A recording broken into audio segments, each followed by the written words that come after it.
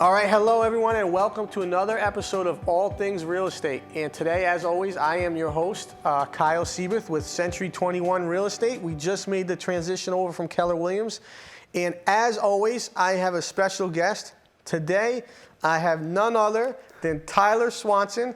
And Tyler is, this is a big one today because Tyler actually had really no real estate experience until you joined the team. Absolutely. So Tyler is a full member of the Seyboth team. He transitioned from Keller Williams over to Century 21. And Tyler is our head inside salesperson, right? Absolutely. So we call you the ISA, the Tiger King ISA. So Tyler, just explain to everyone real quick, what did you do prior to kind of getting connected with us and coming in and joining the team? Absolutely. So before this, I had spent a number of years working in the music industry, actually, with a music venue in Providence. I was the box office and marketing manager. I did all of the advertising, social media, web administration, and management. Good. So what company were you with? Fat Music Hall. Fat Music Hall. So Tyler, you have that music background. Where'd you go to high school? Where'd you go to college? Like, what did you study? And then second follow-up question on top of those questions, what made you get into real estate? Like, why are you here? Why are you with me? Absolutely. So I went to Barrington High School and then graduated from University of Rhode Island with a communications degree with a minor in marketing.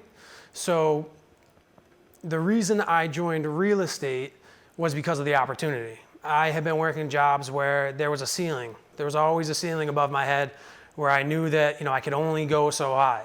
So real estate was one of those things where I saw there was no ceiling, and you get rewarded for working harder. The harder you work, the more potential your earnings can be.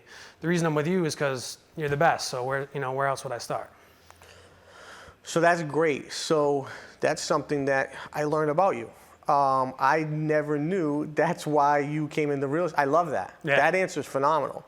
That's a phenomenal answer on why you got into the business. And I think that's going to help us as we continue to grow together and we continue to grow the different brokerages that we have out there. So right now, Tyler, we'll talk about what we're looking to do going forward, which I think is really great and gives other agents opportunity to expand their business. My game plan with you is to have you take this ISA role and really build it into a mega ISA for 15, 20 teams throughout New England, where you are the guy and the brains behind actually setting up appointments, working the lead systems, understanding the lead systems, and really putting the agents in position to succeed. And I think there's no better person to do it than you. And how long have you been with me? Around 6 months. 6 months. So in the last 6 months, what does your role consist of? Like, explain to everyone, like, what is an ISA? What does that do? For sure.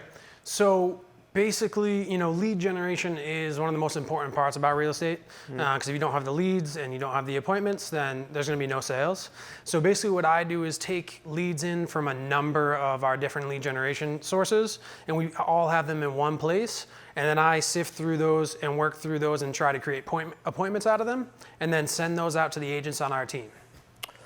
So you're taking the contact, you're taking the data, you're scrubbing the data, right, and then you're actually setting that buyer or that seller up with an agent that works with us that can best be suited for that buyer or seller. So we want to make sure that that client has the absolute best experience with the right agent on the team to make sure they're doing what they need to do. Absolutely. And we can do that in a number of different ways. It doesn't necessarily have to be an appointment at a property. Right. We can set up buyer consultations, set people up with lenders that we work very closely with in order to get them started on pre-approval. So there's a number of different ways that we can help out buyers or sellers. And the good thing about that being that, our system is constantly being operated by somebody.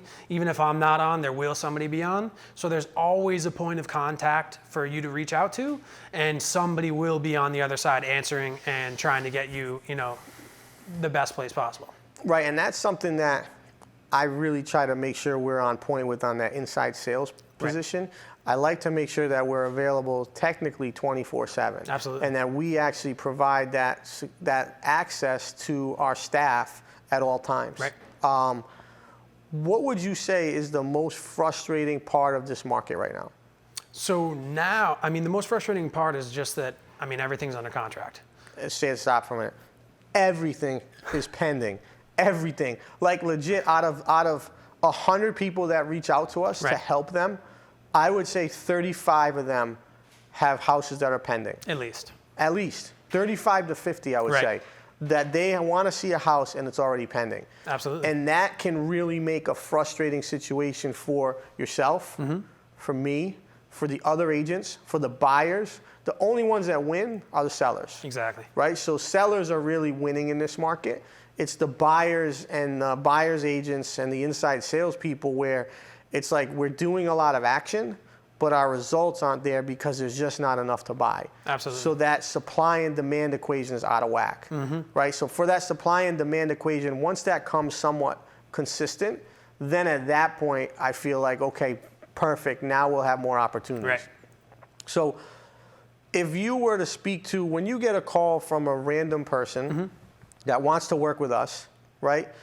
What are some of the trigger points that you ask them to try to understand what's important to them and who to connect them with? Like, what kind of things do you kind of poke around at? So, I mean, a big thing, you know, one of the main things would be location, because obviously we want to put them with somebody who knows the area and who's familiar with the market that they're interested in. So a big thing would be, you know, their areas of preference, where they're looking. And then, you know, how soon they're trying to move, or if they have, you know, a property that they need to sell in order to actually buy a property. Because, you know, some of our agents might be better with listings, some of them might be better with buyers. So, you know, I need to make sure that I set them up with the right, not, you know, the right person, not just any agent. It needs to be the right agent. Right, and I think that's why, in my vision, for the big picture, you are the ideal head ISA. Because you understand the psychology behind the rationale, the reasons, the wants and desires for the buyers or sellers, but also have a good understanding of our team, of who's out there. And I think as we grow and as you grow and as we get more and more folks coming in, I think you're able to pinpoint people in the right direction.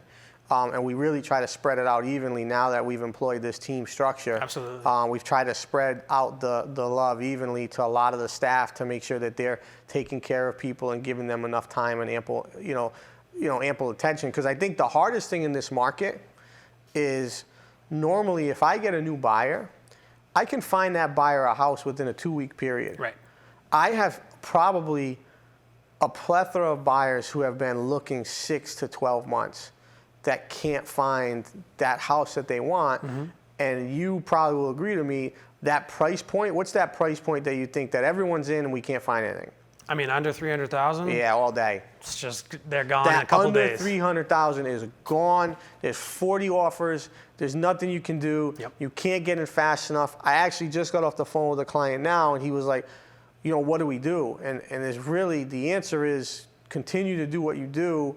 Hope that more stuff comes on the market, continue to put in offers that max out what you can afford, but don't overpay. There's a thin line between overpaying and actually getting somewhat of a value or paying market value for property. Yeah, and I mean, I have an added thing. I mean, I'm looking for a property myself, so I completely understand the frustration with everything in my price range is, you know, on the market just for a couple of days. And I mean, I'm looking in the system every single day, so I know exactly when it comes on the market, and I have access to be able to set up an appointment for myself because I'm a real estate agent as well. But even then, I'll put in an offer and it's going for 30 grand over. And just to your point, I don't want to spend too much money. I don't want to buy at the height of the market and then end up losing in the long run. And I think to that, that's a good call, right? So there's a really tough, buyers are in a really tough position.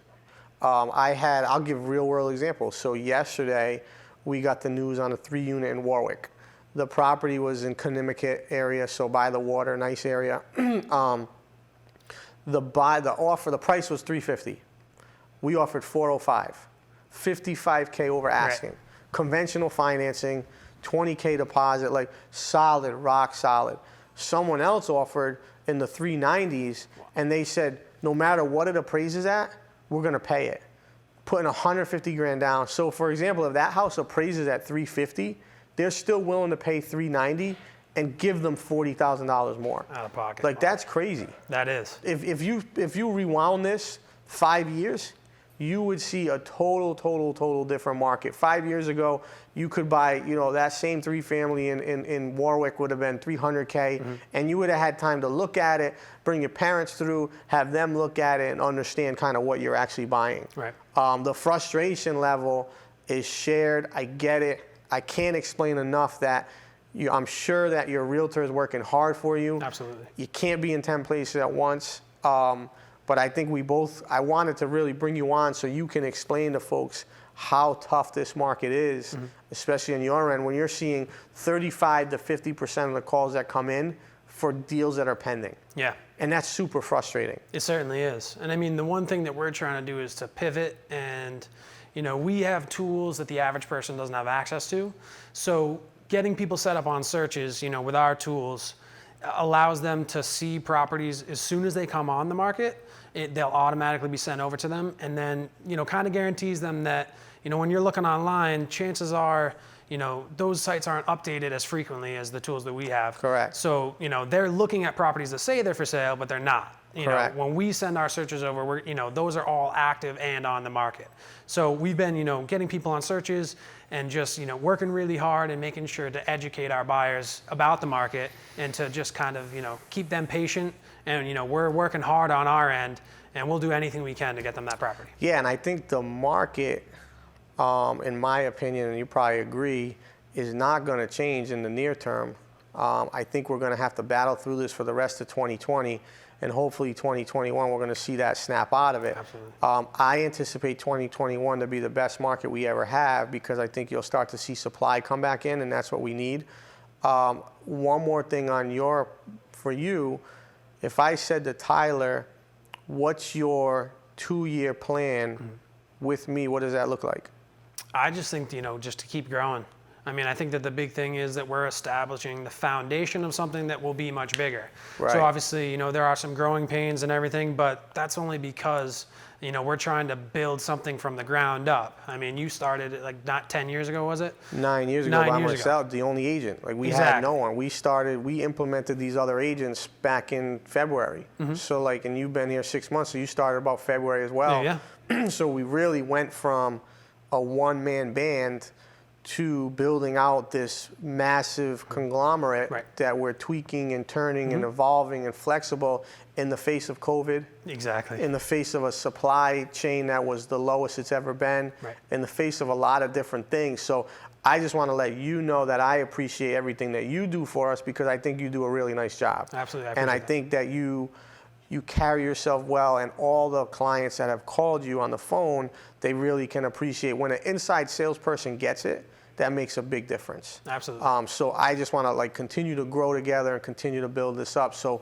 at the end of the day, our goal is to help buyers, to help sellers, and fulfill that American dream, whether it's to buy their first home, to move up to their second home, to build that investment portfolio, or to sell a property and relocate, downsize, upsize, whatever that is. I think we share that same sentiment. Absolutely. And I think, speaking to your point about, it was a one-man band, but I think that we're still using you as the cornerstone of the foundation, for sure. and we're just building up from there. So I'm really excited to see where this goes. For sure. I mean, I'm still out there every day. I mean, you see my schedule with buyers and sellers every single day, and trying to groom a bunch of mini versions of what I am to help these agents provide that same exemplary service and customer support for our clients. So I want to say thank you so much for coming on. Thank you for having me. Is there anything that you'd like to say to kind of people that are listening regarding the market, or regarding real estate, or our firm, or our brand, anything you want to tell people?